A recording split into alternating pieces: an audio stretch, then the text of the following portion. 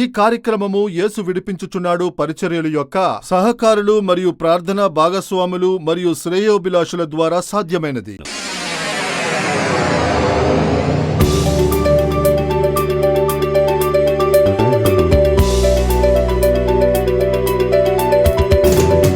సహాయము దొరకని పరిస్థితుల్లో ఉండవచ్చు. ఈరోజు ఎవరు నాకు సహాయము చేయట్లేదు, నాకు సహాయం చేయడానికి ఎవరూ లేరు, నేను ఒంటరిగా కష్టపడుతున్నాను, ఒంటరిగా దీనికేం చేస్తానో దానికేం చేస్తాను, ఆ విధంగా దిగులు పడుతూ బాధపడుతున్నాను అని చెబుతూ ఉన్నారా? యేసు వచ్చి నిలబడి చెబుతున్నారు, నేను నీకు ఉన్నాను, నీకేం కావాలి, నేనున్నాను. అలా దేవుడు మిమ్మల్ని చూసి చెబుతున్నారు.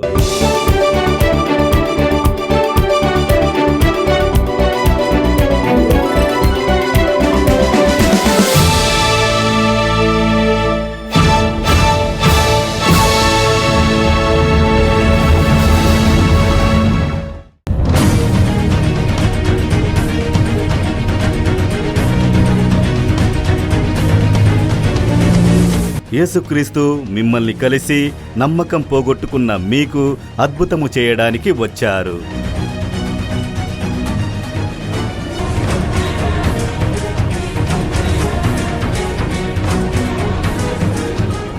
లేఖన పుస్తకంలో యేసు చేసిన అనేక అద్భుతాలు రాయబడి ఉన్నాయి. ఆయన ప్రపంచంలో సంచరించిన దినములలో ఎంతోమంది ఆయన్ని వెతుక్కుంటూ వచ్చారు. యేసు అద్భుతం చేస్తున్నారని, యేసు దావీదు కుమారుడా కనికరము చూపండి అని యేసు దగ్గరకొచ్చి పిలిచి మొక్కుకున్నారు. గురుడ్డివారికి యేసు చూపునిచ్చారు. కుష్ఠువ్యాధితో బాధపడుతున్న వారికి అద్భుతమైన స్వస్థత ఇచ్చారు. అపవాదిచే బాధపడుతున్న వారికి విడుదల ఇచ్చారు. ఈ విధంగా ఎన్నో రకాలుగా బాధపడుతూ యేసు దగ్గరకు వచ్చిన ప్రజలందరికీ అద్భుతము చేసి వారిని సంతోషపరిచారు. అది మాత్రమే కాదు, కొందరు యేసు గురించి తెలుసుకోకుండా ఉన్నారు, తెలియకుండా ఉన్నారు. కానీ వారిని యేసు వెతుక్కుంటూ వెళ్లారు. యేసే వారిని వెతుక్కుంటూ వెళ్లి వేదనలో ఉన్న వారికి అద్భుతాలను చేసి వారిని సంతోషపరిచారు. అటువంటి ఎన్నో అద్భుతాలు లేఖనంలో రాయబడి ఉన్నాయి. చూడండి, యోహాను రాసిన సువార్త 5వ అధ్యాయంలో బైబిల్లో ఒక సంఘటన రాయబడి ఉన్నది. యేసు యెరూషలేముకి తన శిష్యులతో కలిసి వెళ్లారు. అది ఒక పండగ దినములు. అప్పుడు దేవాలయములోనే అందరూ కలుసుకుంటారు. కాని యేసు తన శిష్యులను తీసుకుని బెతస్దా అనే ఒక కొలను అక్కడ యెరూషలేములో ఉంది. అక్కడ మంటపాలు ఉన్నాయి. అక్కడ చాలామంది వ్యాధిగ్రస్తులు పడుకుని ఉంటారు. స్వస్థత కోసం తప్పిస్తూ దేవుడు మనల్ని స్వస్థపరుస్తారు అని చెప్పి చాలామంది వ్యాధిగ్రస్తులు, నడవలేని వాళ్ళు, కళ్ళు కనిపించని వాళ్ళు, బలం పోగొట్టుకున్న వాళ్ళు, ఈ విధంగా చాలామంది పడుకుని ఉంటారు. అందులో ఒక వ్యక్తి ఉన్నాడు. వాడు 38 సంవత్సరాలుగా వ్యాధి పడకలో ఉన్నాడు. 38 సంవత్సరాలు ఆలోచించి చూడండి. వాడికి వ్యాధి వచ్చి 38 సంవత్సరాలు అయింది. పడక మీదే ఉండిపోయాడు. ఆ మనిషిని వెతుక్కుంటూ యేసు వెళ్లారు. ఆయన వెతుక్కుంటూ వెళ్లి చూడండి, లేఖన పుస్తకంలో యోహాన్ 5వ అధ్యాయము 6-7 వచనాల్ని నేను చదువుతాను. యేసువాడు పడి ఉండుట చూచి వాడప్పటికీ బహుకాలము నుండి ఆ స్థితిలో ఉన్నాడని ఎరిగి స్వస్థపడగోరుచున్నావా అని వానిని అడుగగా, నువ్వు స్వస్థపడాలని కోరుకుంటున్నావా అని అడిగారు. 38 సంవత్సరాలుగా పడకలో అలా పడి ఉన్న ఒక మనిషి యేసు అడుగుతున్నారు, స్వస్థపడాలని కోరుకుంటున్నావా? ఆ విధంగా అడిగారు. ఆ రోజు అక్కడ అడిగి వాడికి అద్భుత స్వస్థతను ఇచ్చారు. వాడి వ్యాధి పడక మారి వాడికి మంచి స్వస్థత ఇచ్చి వాడిని లేచి నడిచేలా చేసి వాడి జీవితాన్ని తలక్రిందులుగా మార్చేశారు. 38 సంవత్సరాల దుఃఖము సంతోషంగా మారేలా యేసు చేశారు. ఈ అద్భుతమే ఇక్కడ రాయబడి ఉన్నది. యేసుక్రీస్తు నిన్న నేడు ఎన్నటికీ మారనివారు. అయితే యేసు ఇప్పటికీ మారనివారు. ఈ రోజుకి అద్భుతము చేస్తున్నారు.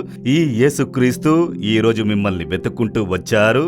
మీ ఇంట్లోకి వచ్చారు.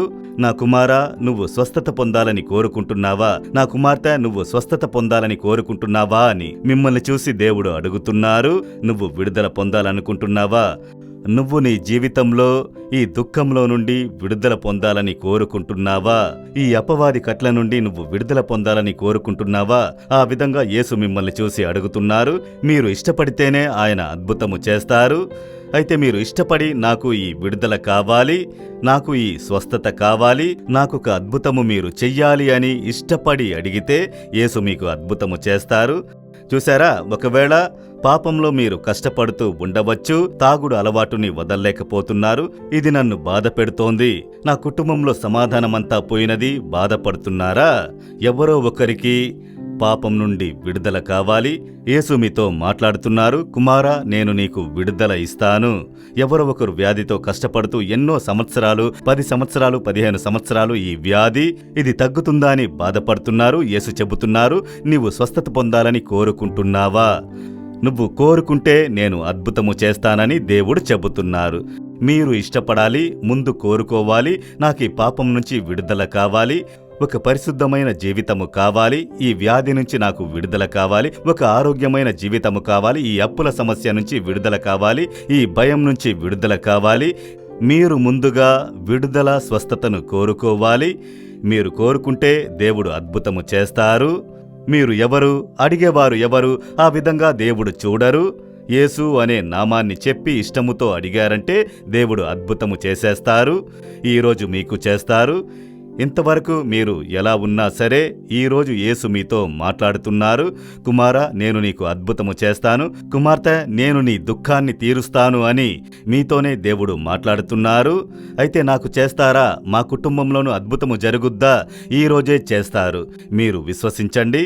చూడండి, ఈ యోహాను 5వ అధ్యాయంలో చదువుతున్న ఈ అద్భుతము 38 సంవత్సరాలుగా పడి ఉన్న ఒక మనిషి, నువ్వు స్వస్థత కోరుకుంటున్నావా అని అడిగి వాడు ఇష్టాన్ని తెలుసుకుని అద్భుతము చేస్తున్నారు. నాకు ఈ అద్భుతాలు అక్కర్లేదు, ఆయన అక్కర్లేదు అంటే యేసు మిమ్మల్ని నిర్బంధించరు. అందువల్ల ఆయనకి నష్టము లేదు. మీకే ఆయన అద్భుతము చెయ్యాలనుకుంటున్నారు, మీకే విడుదల ఇవ్వాలని అనుకుంటున్నారు. ఉచితంగానే యేసు విడుదల ఇస్తున్నారు. మీరు యేసు దగ్గర స్వస్థత పొందిన వారిని అడగండి, ఎంత డబ్బు ఇచ్చారు, ఎంత కానుకలు ఇచ్చారు? ఏమీ లేదు. యేసుక్రీస్తు ఇచ్చే స్వస్థత అది ఉచితము. యేసుక్రీస్తు ఇచ్చే పాపం నుంచి విడుదల ఉచితము. ఎక్కడికి వెళ్లాల్సిన పని లేదు, పరిగెత్తనక్కర్లేదు. ఉన్న చోటే మీ ఇంట్లోనే అద్భుతాన్ని పొందగలరు. ఉన్న చోటే మీరు ప్రార్థించేటప్పుడు విడుదలను పొందగలరు.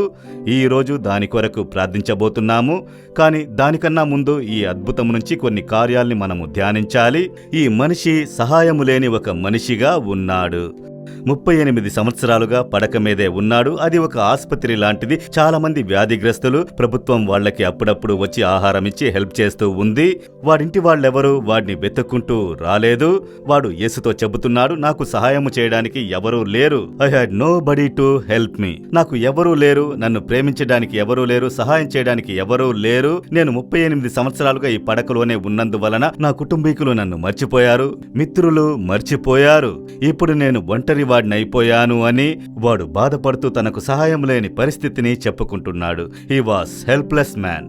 మీరు కూడా సహాయము దొరకని పరిస్థితుల్లో ఉండవచ్చు. ఈరోజు ఎవరూ నాకు సహాయము చేయట్లేదు, నాకు సహాయము చేయడానికి ఎవరూ లేరు, ఒంటరిగా నేను కష్టపడుతున్నాను, ఒంటరిగా నా అవసరాలకు ఏం చెయ్యాలి, దీనికేం చెయ్యాలి, దానికేం చెయ్యాలి, అలా కలత చెందుతూ బాధపడుతున్నారా? యేసు వచ్చి నిలబడి చెబుతున్నారు, నేను నీకు ఉన్నాను, నీకేం కావాలి, నేను ఉన్నాను. అలా దేవుడు మిమ్మల్ని చూసి చెబుతున్నారు. సహాయం దొరకని ఒక మనిషి యేసువాడిని వెతుక్కుంటూ వచ్చారు. అందువల్లే ఈరోజు యేసు మిమ్మల్ని వెతుక్కుంటూ వచ్చారు. ఈరోజు ఎవరూ లేరని మీరు దిగులు పడుతున్నారా? ఒకవైపు మహమ్మారి వల్ల ఇబ్బందులు, ఇంకోవైపు ఉద్యోగం పోగొట్టుకున్న పరిస్థితి, మరొక వైపు రాబడికి దారిలేని ఒక పరిస్థితి, ఇంకొక వైపు వ్యాధిచే బాధపడుతున్న పరిస్థితి, ఇంకొక వైపున ఈఎంఐ కట్టాలి, అప్పు సమస్యలు, బ్యాంకు అప్పులు, ఎన్నో ఇబ్బందులు. ఏం చెయ్యాలో అర్థం కావట్లేదు. ఎవరు నాకు సహాయం చేస్తారు? ఒంటరిగా ఉన్న పరిస్థితి. యేసు చెబుతున్నారు, నీకు నేనున్నాను.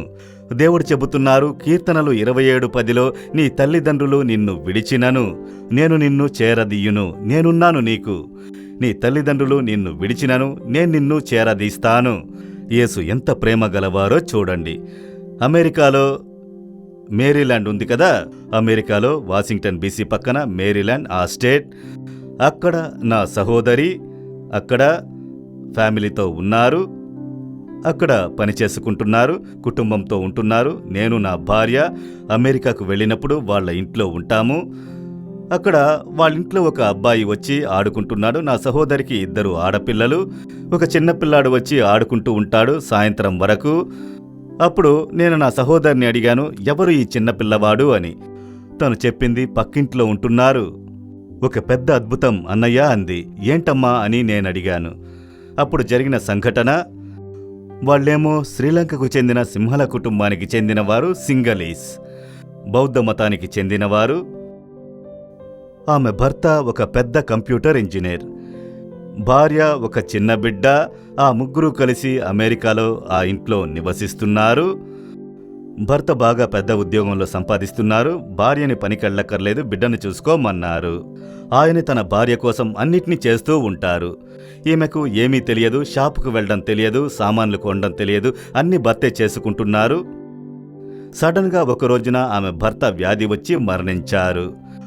అనుకోకుండా సడన్ డెత్. ఎలా ఉంటుందా సహోదరికి? చేతిలో చిన్న బిడ్డ, ప్రపంచం చీకటైపోయింది, ఒంటరిగా విడిచిపెట్టబడిన పరిస్థితి. ఇక నేను ఎలా బ్రతుకుతాను? నాకు ఏమీ తెలియదే, ఏం చెయ్యాలి? శ్రీలంకకు తిరిగి వెళ్ళిపోదాము అని అనుకుంటే వాళ్ల బంధువులు ఎవరూ ఆమెను స్వీకరించడానికి అంగీకరించట్లేదు. ఈమెను ఎలా చూసుకుంటాము? బిడ్డ కూడా ఉంది కదా. ఇద్దరింటివారును ఆమెను స్వీకరించుటకు అంగీకరించట్లేదు. అందువల్ల ఈ సహోదరి ఆలోచించారు, ఊరికి వెళ్ళినా నన్ను ఎవరూ స్వీకరించడానికి సిద్ధంగా లేరు, అందరూ నన్ను భారంగానే అనుకుంటున్నారు. అయితే ఊరికి వెళ్ళలేము, శ్రీలంకకి వెళ్ళలేము. ఇక్కడ ఉందామనుకుంటే ఇక్కడ నాకు ఎవరూ తెలియదు, ఇల్లు, బిడ్డ, భర్త అంతే తెలుసు. నేను ఎలా జీవించబోతున్నాను? ఎలా నాకు రాబడి? ఎలా నా బిడ్డను పెంచడము? పెద్ద పోరాటము. ఒంటరిగా ఉండిపోయిన పరిస్థితి. ఎంత కష్టం కదా. ఎవరూ లేని పరిస్థితి. అలా దిగులు పడుతున్నప్పుడు దిగులుపడి వ్యాధితో మంచం మీదే ఉండిపోయారు. బిడ్డకి పాలు కూడా కలిపి ఇవ్వలేని పరిస్థితి. చచ్చిపోదామనుకుంటే బిడ్డ ఉందే. ఎలా? పెద్ద భయము భవిష్యత్ గురించి. అప్పుడలా ఏడుస్తూ ఉంటారు, పడకలో కన్నీరు కారుస్తూ, తన జీవితాన్ని తలుచుకుంటూ. ఎవ్వరూ నాకు తెలియదు, ఒంటరిదాన్ని అయిపోయాను, ఎలా నేను బ్రతుకుతాను? ఆ విధంగా ఏడుస్తూ ఉన్నారు. నాకెవరూ లేరు, ఎవరూ లేరు. ఆ విధంగా ఒకరోజు ఆమె వ్యాధితో అలా పడక మీద పడుకుని ఉన్నారు. ఒకరు ఆమె ఇంటికి వచ్చారు. ఆమె వద్దకు వచ్చి నిదానంగా, కుమార్తె, ఎందుకు ఏడుస్తున్నావు? ఎవరూ లేరని కష్టపడుతున్నావా? నేనున్నాను, నీకేం కావాలి? నేను చేస్తాను. ఆమె చాలా బలహీనంగా వ్యాధితో పడక మీదే ఉన్నారు. నీకు ఒక కాఫీ వేడిగా కలిపి తీసుకురమ్మంటావా అని చెప్పి కిచెన్కు వెళ్ళి కాఫీ తీసుకొచ్చి ఇచ్చిన తర్వాత తాగక కాస్త ఓపిక చేసుకుని పడకలో లేచి కూర్చున్నారు. బిడ్డకి నేను పాలు కలిపి ఇవ్వనా అని అడిగి బిడ్డకి సహాయం చేస్తున్నారు. అలా కాసేపు ఈవిడ చూస్తోంది. ఆయన హెల్ప్ చేస్తున్నారు, ప్రేమగా మాట్లాడుతున్నారు, వచ్చి బిడ్డకు సహాయం చేస్తున్నారు, తనకి సహాయం చేస్తున్నారు. కాసేపు అయిన తర్వాతే ఆమెకు బలము వచ్చినది, ఆమెకు ఆలోచన వచ్చినది. ఎవరు ఈ వ్యక్తి? నేను ఇంతకుముందు చూడలేదే. ఎలా ఇంట్లోకి వచ్చారు? తలుపు మూసి ఉంది, నేను తలుపు తెరవను లేదు. నేను పడక మీద వ్యాధితో అలా లేవలేక ఉండిపోయాను. ఈ నెల ఇంట్లోకి వచ్చారు. ఈయన ఎవరు? అసలు నాకు ఎవరో తెలియదే, ఇంట్లోకి వచ్చేశారు. ఎవరు అని చెప్పి ఈమె అడిగారు. అయ్యా, మీరు ఎవరు? ఎలా నా ఇంట్లోకి వచ్చారు? అప్పుడు ఆయన మాట్లాడడం ప్రారంభించారు. I'm Jesus, I have come to help you. నేను యేసు, నీకు సహాయం చేయడానికి వచ్చాను. నాకు ఎవరూ లేరని నువ్వు ఏడ్చావు కదా. ఆ ఏడుపు శబ్దం పరలోకంలో నా సమూహానికి వచ్చినది. నీ కన్నీళ్లు, నీ ఏడుపు శబ్దం పరలోకంలో నా సమూహానికి వచ్చినందువల్ల నేను నీకు సహాయం చేయడానికి వచ్చాను. నేను నీకు సహాయం చేస్తాను, నీకు తల్లిదండ్రిగా ఉంటాను. నువ్వు ఏడవకు, నేను నీకు సహాయం చేస్తాను. నేను నీతోనే ఉండి నీ బిడ్డను ఆశీర్వదించి చూసుకుంటాను. నా గురించి బైబిల్లో వ్రాయబడి ఉన్నది. నువ్వు చదివి తెలుసుకోమని యేసు మాయమైపోయారు. ఈమెకు ఆశ్చర్యము, ఇటువంటి ఒక దేవుడా? వీళ్ళు బౌద్ధమతానికి చెందినవారు, సింహలీయులు వీరు. క్రైస్తవుల దేవుడు యేసు ఆ విధంగా విన్నారు. ఆయన ఇంటికి వచ్చి నాతో మాట్లాడి నాకు సహాయం చేస్తున్నారే, ఈ దేవుడు ఆశ్చర్యంగా ఉన్నారే అని పక్కింటికి వెళ్లి తలుపు తట్టారు. వాళ్ళు తలుపు తెరిచి వాట్ యు వాంట్ అని అడిగారు. వాళ్ళని అడిగింది, are you Christian? Yes, we are Christians. Do you have Bible? Can you give me one Bible అని అడిగారు. ఓ, బైబుల్ కావాలా? మీరెవరు? నేనేమో క్రైస్తవురాలని కాదు, మేము బుద్ధిస్ట్. కానీ నాకు బైబిల్ ఒకటి ఇస్తారా? వాళ్ళు బైబిల్ ఇచ్చిన వెంటనే వచ్చి వేగంగా చదవడం ప్రారంభించారు. కొత్త నిబంధనలో యేసు పుట్టుక, ఆయన చేసిన అద్భుతాలు, జనం మీద చూపించిన ప్రేమ. ఆమె అనుకున్నారు ఇవన్నీ మత సిద్ధాంతాలు. అలా అనుకున్నారా? అవి చేయాలి, ఇవి చేయాలి అని. అలా అనుకుంటే ఆయన దేవుడు ఒక మనిషిగా వచ్చిన దేవుడి గురించి, ఆయన ప్రేమ గురించి చదవను ఇటువంటి ఒక దేవుడా, ఇంతవరకు తెలుసుకోకుండా ఉండిపోయానే అని యేసుకి తన జీవితంలో చోటు ఇచ్చారు. పక్కన ఉన్న చర్చికి వెళ్లారు. ఎప్పుడు మీరు యేసుని మీరు మొక్కుతారు, అప్పుడు నేను వస్తాను అంటే ఆదివారము రమ్మన్నారు. తన బిడ్డను తీసుకుని అక్కడికి వెళ్లారు. యేసుని నమ్మడం ప్రారంభించారు. దేవుడు ఏం చేశారో తెలుసా? ఆ కుమార్తెను ఆశీర్వదించి ఆమెకు ఒక ఉద్యోగాన్ని ఇచ్చి తన బిడ్డని పోషించుకోవడానికి ఒక ఆదాయాన్ని ఏర్పరచి సంతోషంగా ఉంచి నడిపిస్తూ ఉన్నారు. నేను నేరుగా ఆమెను చూశాను. నాకు ప్రియమైన వారలారా, యేసు ఎంత అద్భుతమైన దేవుడు! ఆ రోజు ఇంట్లోకి వచ్చి చెప్పారు, నేను నీకు సహాయం చేస్తాను.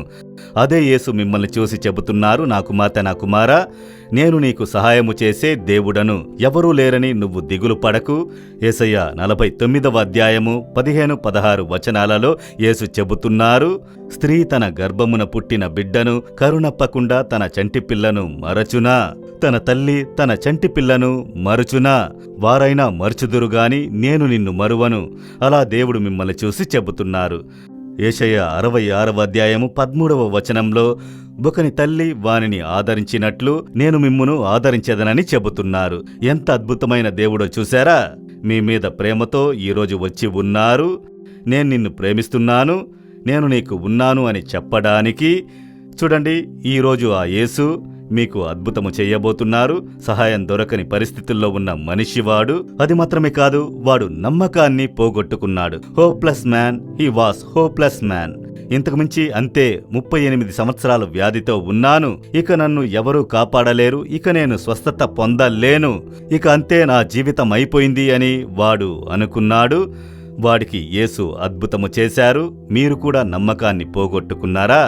ఇకపై నాకు జీవితము లేదు, ఇకపై నా జీవితంలో సమాధానము లేదు, ప్రశాంతత లేదు, ఇకపై నేను చావాల్సిందే, అటువంటి పరిస్థితికి వచ్చేశారా? యేసు చెబుతున్నారు, నువ్వెందుకు చావాలి? నేను నీకు ఉన్నాను సహాయము చేయడానికి. యేసుక్రీస్తు మిమ్మల్ని కలిసి నమ్మకం పోగొట్టుకున్న మీకు అద్భుతము చేయడానికి వచ్చారు. ఇక అంతా అయిపోయింది, ఇక ఏమీ చెయ్యలేమనుకుంటున్నారా?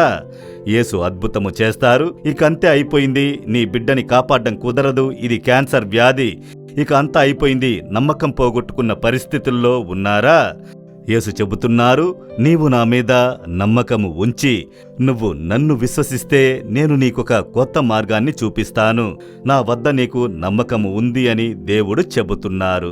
నువ్వు అయిపోయింది అని అనుకుంటున్నావు, నేను నీకు ఒక కొత్త ప్రారంభాన్ని ఇస్తాను అని దేవుడు చెబుతున్నారు.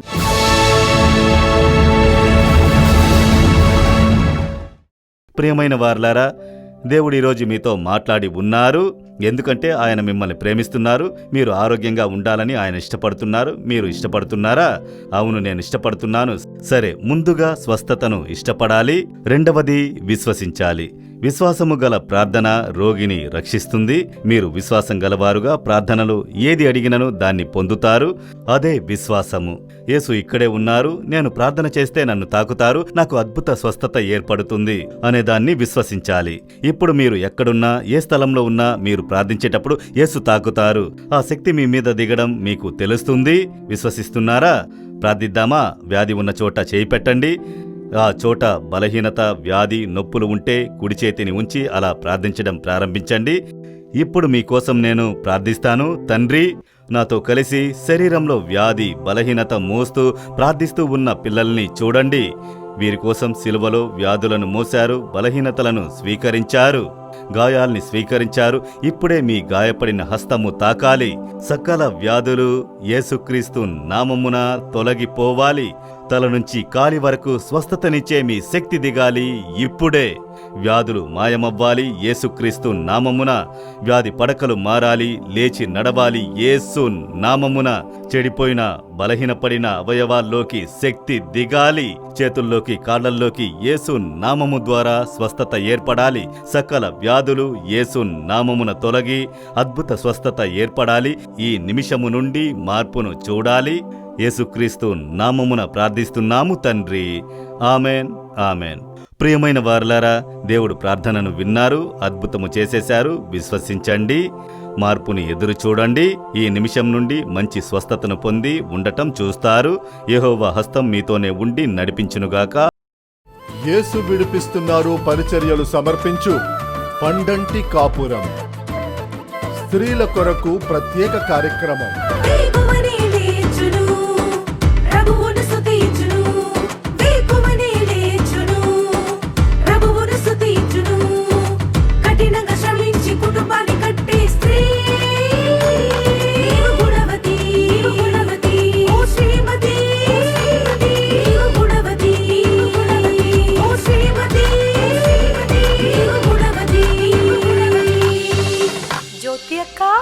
మార్చి నెల 8వ తారీఖు నుండి ప్రతి శుక్రవారం రోజున కల్వరి టీవీలో రాత్రి 7:30 గంటల నుంచి 8 గంటల వరకు మీ మిత్రులకు, మీ బంధువులకు తెలియపరచండి. స్త్రీలు ఇంటికి దీపాలు.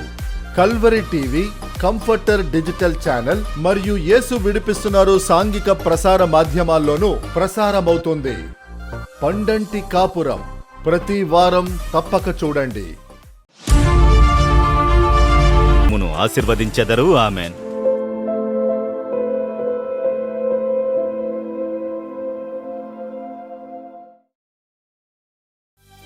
మరిన్ని వివరములు, ప్రార్థన అవసరతల కోసం సంప్రదించండి. యేసు విడిపించుచున్నాడు పరిచర్యలు, నాలుమావడి, తూతుకుడి జిల్లా 628211. మా ఫోన్ నంబర్లు 9487734603, 8106072222, info@jesusreedems.org. దేవుడు మిమ్మును దీవించునుగాక.